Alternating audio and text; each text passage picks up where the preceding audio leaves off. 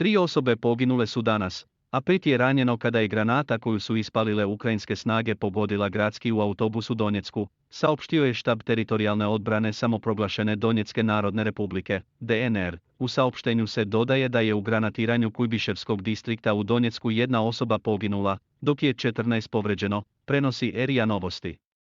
Navodi se i da je ranije tokom dana 5 stanovnika grada povređeno kada su granate pogodile jednu od bolnica. U saopštenju se navodi da je na meti napada bila je i železnička stanica.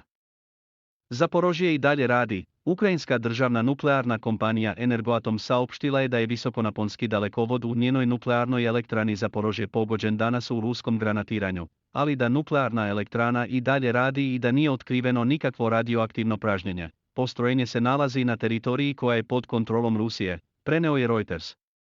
Saopštenje je usledilo ubrzo nakon što je ruska administracija grada Enerhodara navela da su dalekovodi u nuklearnoj elektrani oštećeni u ukrajinskom napadu.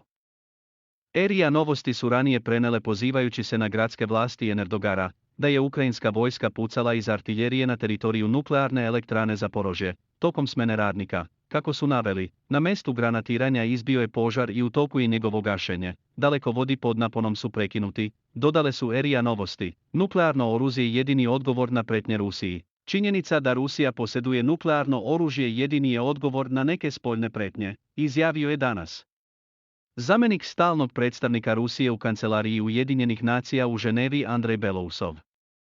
Za sada je posjedovanje nuklearnog oružja jedini mogući odgovor na određene spoljne pretnje.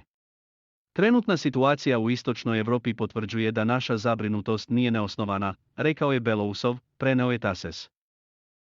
Prema njegovim rečima, flagrantno kršeći princip jednake i nedeljive bezbednosti, NATO se zalaže za zlonamernu ekspanziju sa ciljem da oslabi Rusiju.